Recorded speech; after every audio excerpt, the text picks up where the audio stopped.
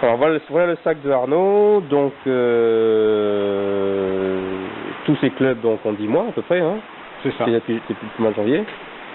Et c'est vrai qu'à l'époque, donc, je t'avais conseillé une série, on a démarré par la série des Sterling, on a démarré du pitch jusqu'au 6, jusqu'au fer 6, et ensuite je t'ai conseillé un hybride 5 à l'époque. En Sterling toujours.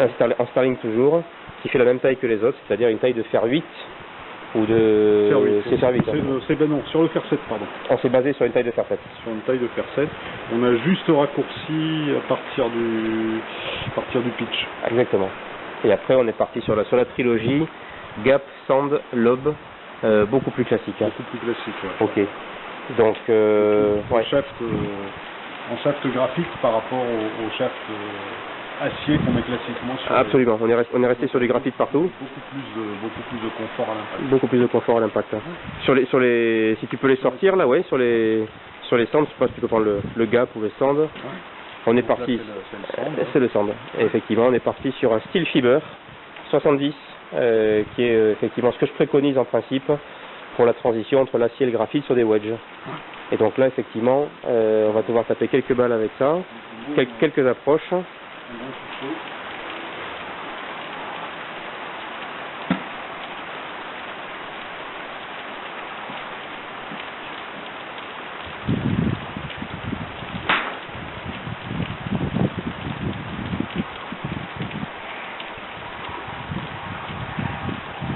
Donc, sachant que c'est des clubs, les wedges que tu tapes peut-être pas forcément en plein coup, non, plutôt demi, trois quarts, les coups tenus.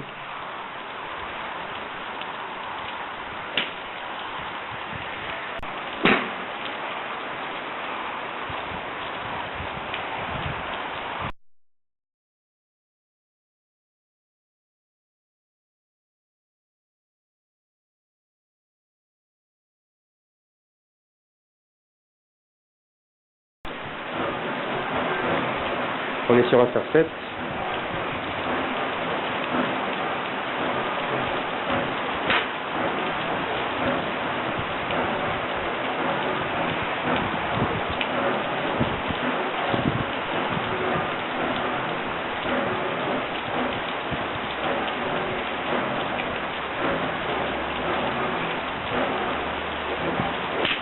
Voilà. Alors on a eu 2 balles, là, Arnaud, c'était pas le même bruit. Est-ce qu'on peut en conclure quelque chose? Quand on a le bruit métallique, c'est qu'elle est parfaitement tapée, ouais. Donc le bruit métallique, ça n'est pas du tout à ce bruit-là, mais après, quand on a mis bon goût, c'est un petit bruit sympa. Et c'est un feedback intéressant, puisqu'on sait tout de suite si on a bien tapé la balle ou pas. Puis on l'a vu, elle était non seulement plus puissante, mais elle était plus droite, donc elle était beaucoup mieux centrée. Eh oui.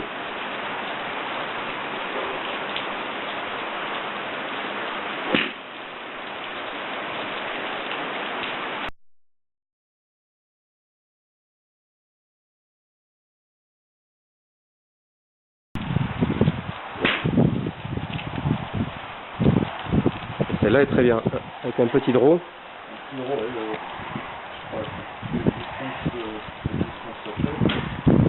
Alors est-ce que sur le parcours, parce que là au bout de 10 mois, tu le vois maintenant? Oui, j'ai les mêmes distances. En termes de distance, il y a des écarts progressifs. Du pitch jusqu'à l'hybride 5. Hein. Ouais, complètement. À peu près combien? J'ai un écart de 8-10 mètres. 8-10 mètres. Comme avec les séries. Comme avec une série classique, hein. Ça c'est intéressant.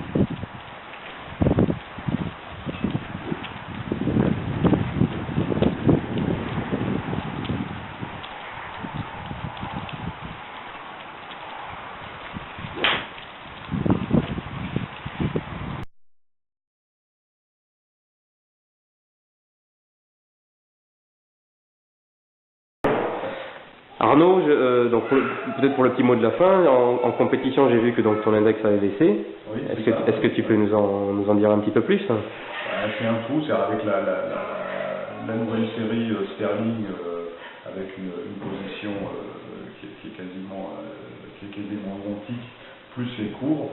Oui, j'ai baissé l'index un peu moins de 3 points. En 10 mois? Oui, c'est ça, en 10 mois. En 10 mois, bien sûr. Et donc, c'est les clubs qui donnent confiance le fait d'avoir une posture identique. Et les clubs, bien sûr, sur mesure. Et alors sur tes cartes, est-ce que tu as constaté, bon bien sûr des gains nets, mais est-ce que tu as constaté aussi peut-être moins de croix ou moins de déchets par rapport aux compètes d'avant? Voilà, plus de régularité. Plus de régularité. Et des cartes où tu feras peut-être toujours quelques doubles bogeys, etc., mais beaucoup moins de quadruples. Voilà, c'est ça. Enfin, il y a toujours le putting amélioré. Oui, bien sûr, qui est une autre variable. Et le driving. Une variable et le driving, donc tu m'avais raccourci le driver, le shot de driver, voilà, et effectivement, j'adhère à ton concept, hein, plus les shafts sont courts, plus on a de régularité. Une vérité, et le fait d'avoir une série sur la taille d'un shaft de fer 7 ou de fer 8, c'est plus facile à jouer qu'un fer 5, qu'un fer 4. Voilà, donc on a plus de régularité. Quand tu prends ton fer 6, tu ne te poses plus la question, comme avant peut-être, de savoir... Complètement. Tu te dis, j'ai un fer 8 en main, j'ai un fer 7. Très bien. Impeccable. Ben, je te remercie pour cette petite interview. Sous la pluie, c'était pas les conditions optimum. Ça fait plaisir. Mais je te remercie de ton retour. Je voulais absolument le faire pour toi parce que tu es très professionnel. Ah ben, je te remercie beaucoup Arnaud. Et puis j'espère que ces réponses effectivement permettront d'y voir plus clair à d'autres golfeurs. De mieux les éclairer. À très bientôt. À bientôt.